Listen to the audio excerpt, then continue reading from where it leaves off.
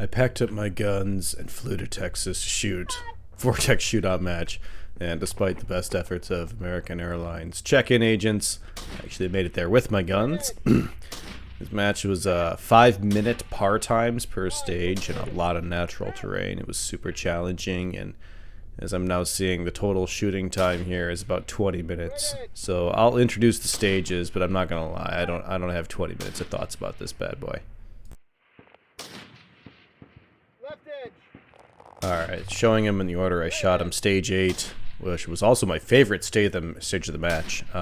6 rifle targets at like 550, 6-something, 700 yards. Followed by shotgun that included optional buckshot, which I chose to take with birdshot successfully. Go me. Some slugs, ranged pistol, and ending with a spinner. The failure to neutralize penalty was big here, so managing your time and making it to the end was important. And if you weren't going to be able to do part of the stage, recognizing that and moving on, so that you didn't incur, for example, the spinner penalty at the end of the stage was important. I'm actually kind of surprised I did so poorly here. I probably spent too much time on the rifle and the spinner at the end, but regardless, a super fun stage, and I always love it when 3-gun presents you with options.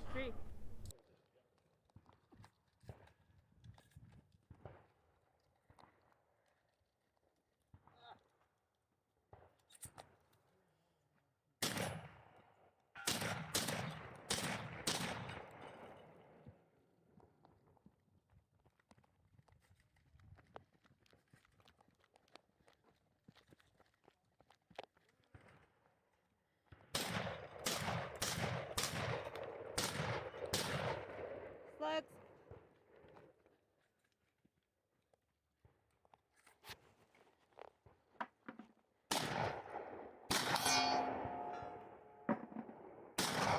Nice.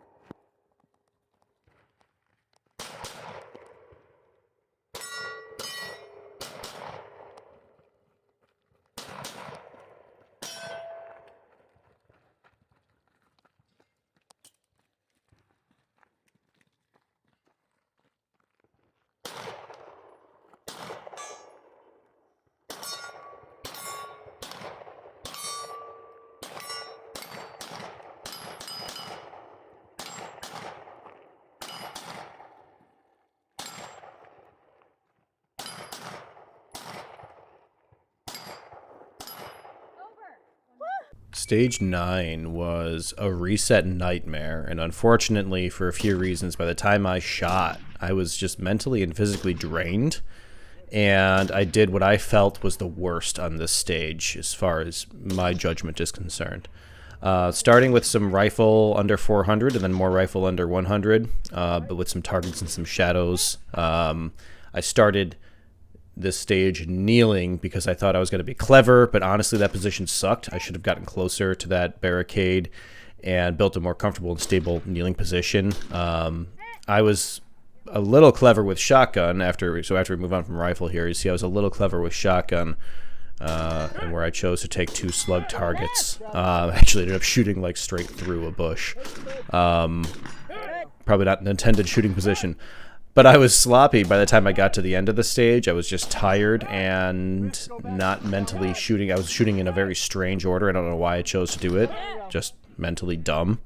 And I left 1 pistol target unshot, which is my only unneutralized target of the whole match, which is something that really annoys me. I wanted to shoot this match clean, and on stage 2, I got my FTN. Oh well. I chalked my performance up to the physical and mental tiredness. For the rest of the stages, I kept an eye on that and did a lot more to keep myself mentally prepared and physically ready for each stage, and I didn't have any kind of problem like that again.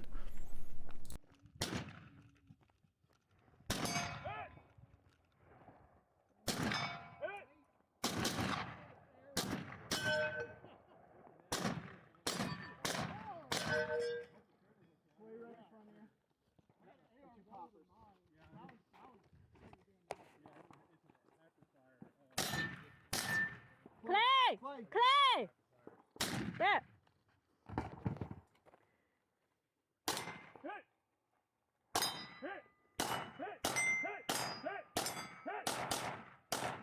Good.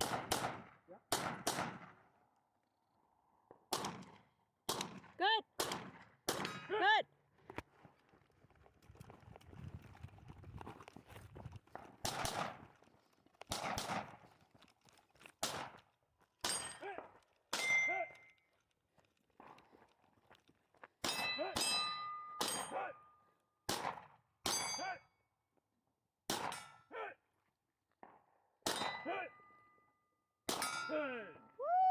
Stage 1 was got to be the most physical stage of the whole match. You start off with just a bunch of offhand rifle, which requires you to kind of have a low heart rate or good mental muscle control over what your rifle's doing. And then you have like 30 burner rifle shots, and then more offhand rifle, and then more offhand rifle, and then you run up and transition to shotgun, and after just a little bit of shotgun, you go to a bunch of pistol. And so I actually really did like this stage. It was very challenging, but it was everyone who finished the stage was exhausted. And we had shot this stage in addition to the 2 previous ones all in one day, and 2 of those had this one and the previous one both had a lot of resets. So this was a very physically demanding day. I didn't know it, but it was going to be the most physically demanding day of the whole match. And I think that if I was a little bit fresher, that would have helped. It wasn't as bad as I was last stage, and I think I'm happy with how I did here, but it was a physically challenging stage, and by the time I got to the end of it, I was like, holy shit ass. I'm like, my hands are shaking. I am really, really gassed out here. Just been trying to hold my breath to get shots and then run and then hold your breath to get shots and, forgetting to breathe. Fun times. 5 more.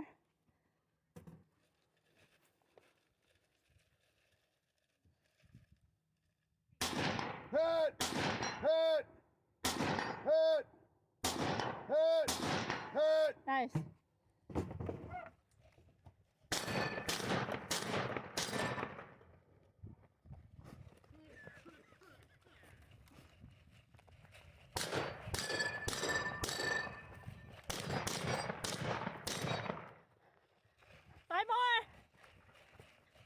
Go! 5 more!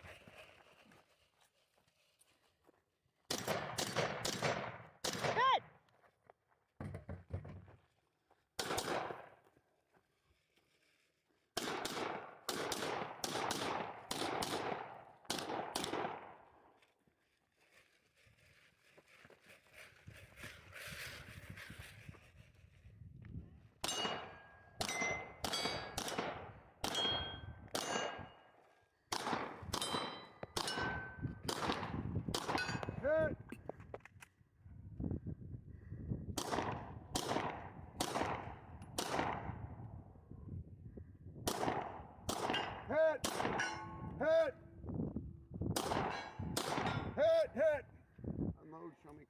Stage 2 was measurably, by measured statement, my worst stage in the match, which shouldn't be too surprising. I no longer get to practice 3-gun shotgun at all. I do all 2-gun up by me. There's just no 3-gun matches without any exaggeration. And this stage was a 60-round shotgun stage, starting with some clays and then just a long jungle run. And then, so on one hand, the stage was designed well for what it was. It flowed well. Target presentations were spaced apart to theoretically have route for shotgun reloads.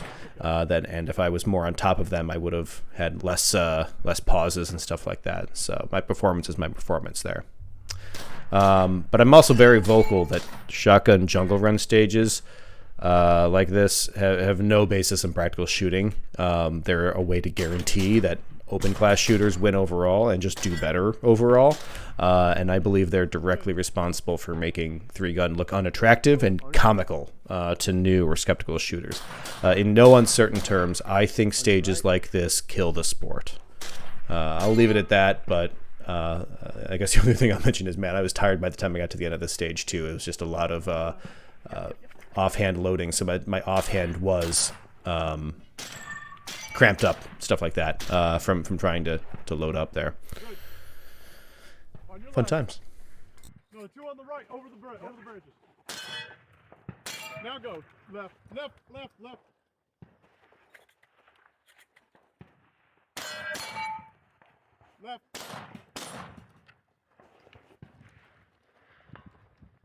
Yeah, Let's 6. move on the right.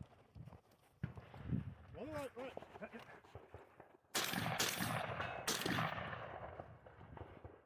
There you go.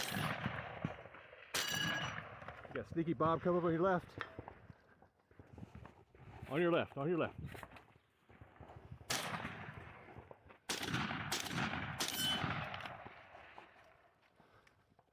Last 2 on your left, and then you got your burner.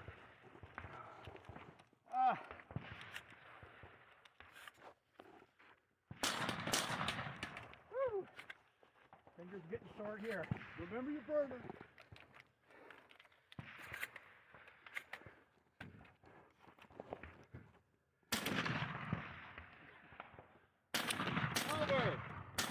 Over!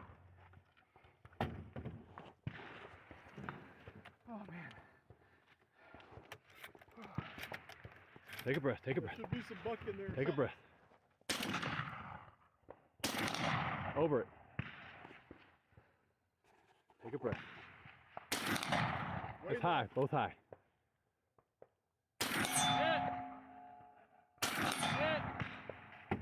Oh, one more.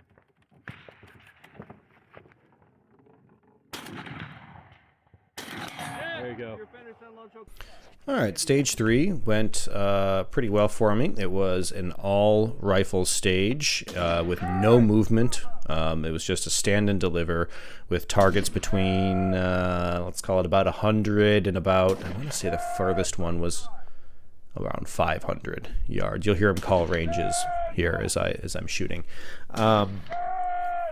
Yeah, this was a fun stage, and I think it was a kind of a cool stage with respect to just how many targets you had to shoot. I think there was 22 required targets. But I think my critique of the stage would be especially for a stage with for a match with like great natural terrain, I would have loved to see a little bit of movement or a little bit of something else you could do here for multiple shooting positions or something like that. You're required to just shoot them from the platform, so that's what you had to do, and that's fine. But I still had a good time on the stage. I don't know why I'm complaining about it. So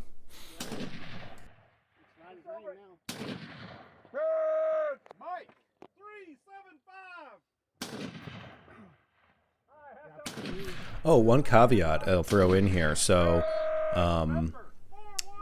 I replaced my scope just a little bit before this match. I mentioned that in my last video, and the new scope, the Vortex Razor 1-6, I already have another one of them, so I was already kind of familiar with the scope. It did great. This was my first time shooting this rifle and this build and everything else like that out to anything beyond 400. I only got very limited practice shooting like one target at 400 yards before this, so I was super happy with how the rifle did. Back. 475. Romeo. 420. Yeah, 22 targets. Sierra. 410.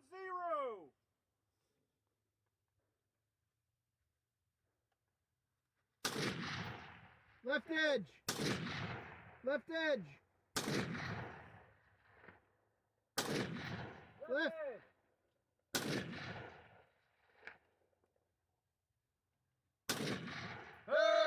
Tango. 400. Uniform. 386. Victor. 330. Well done, David. Stage 4 was a fun, quick stage, and I also really enjoyed that it didn't have any reset. You start off with some pistol, you transition into some rifle that pretty much requires some offhand or kneeling shots. Shout out to my squad mate Kyle, who lended me some knee pads. I just didn't fly with any, and they were super helpful for some of the positions you ended up taking. And then you ran up to take some shots off of some props for rifles. So this was a pretty quick stage. I had a great time with it, and I really enjoyed that there wasn't any reset. So, yeah.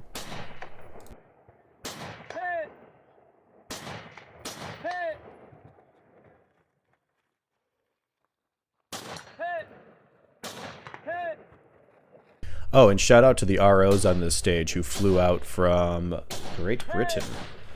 to RO this match. They were great and funny guys, great attitudes. They won best ROs, and I feel like they deserve it. They got my vote.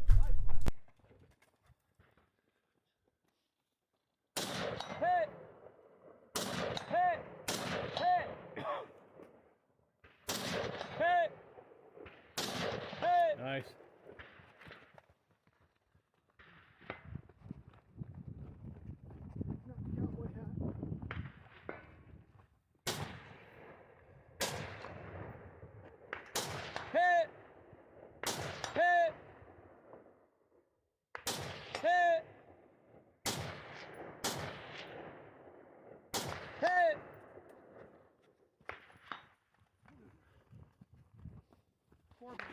Four more. There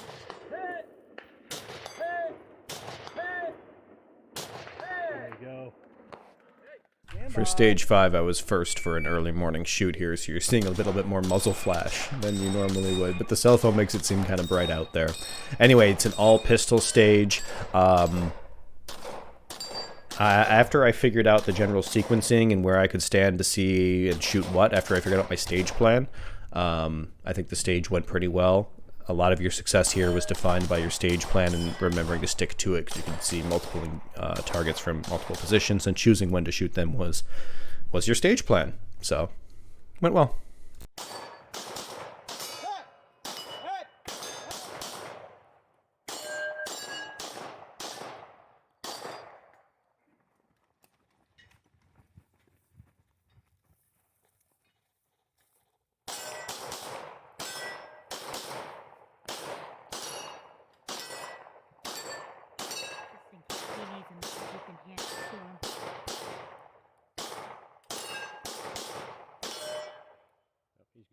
All right, so for stage 6, a little bit of explanation.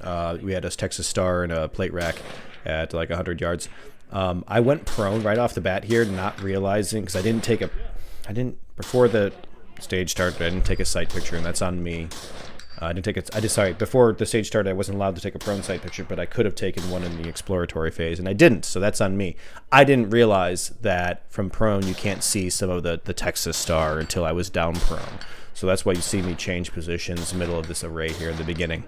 So that's on me. But after I recover from that, I get my shotgun, go into a whole bunch of shotgun there. I was a little frustrated because one of the targets was resetting correctly, like 90 degrees, facing 90 degrees from where it should have been, which cost me a few extra shots and then a reload. But aside from those two things, my own failure to properly explore the shooting positions and my the one target there that I feel like, well, oh well. The stage went well, and it was a big long one, pretty physical. I love running through the valley here. That was fun. You got one more on your left. One more on your left. Two on your right. That's down.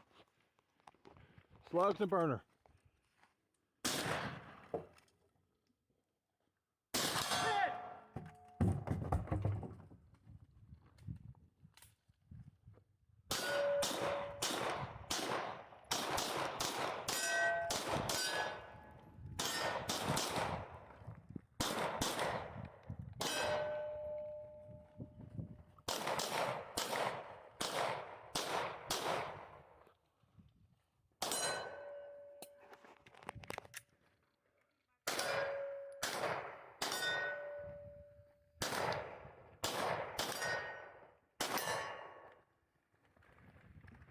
You got steel behind that paper?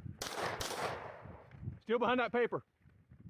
You got steel on your left. Steel on your left.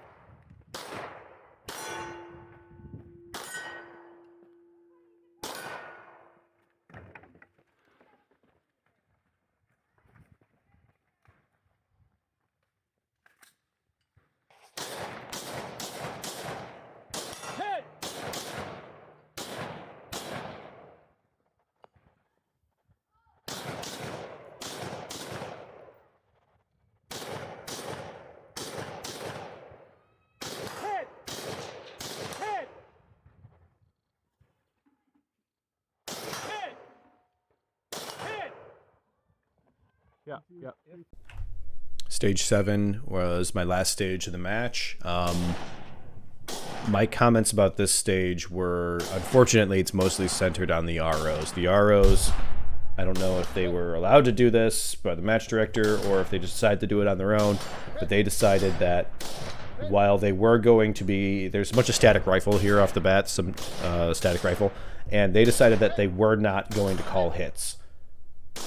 But they were going to be marking off misses and whatever. That there's no flashers, no other anything else on the static steel targets. And they decided they weren't going to call hits, but they were still going to assign penalties for what they felt was a hit or a miss. And they're just standing there with a naked eye making that call.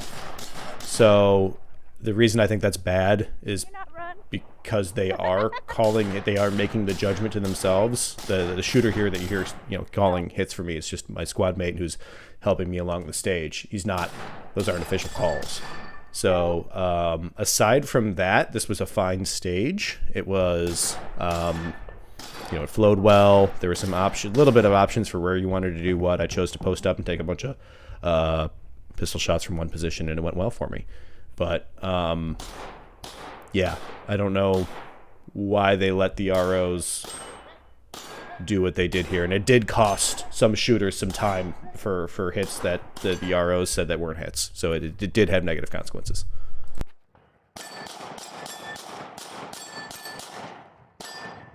All right, some closing thoughts. This was a match that I paid a pile of money to attend and get to, and I'd do it again in a heartbeat. I wish I can get more of my friends to do this. Some things this match does really well that I want to highlight. The venue is great. The stages were technically well thought out and challenging. I absolutely love that this match allows for coaching. I, hand on Bible, think that almost all matches, for almost all circumstances, need a coaching option because it builds friendships and promotes more shooters walking away from a stage feeling good, all of which contribute to return customers and helping to grow the sport.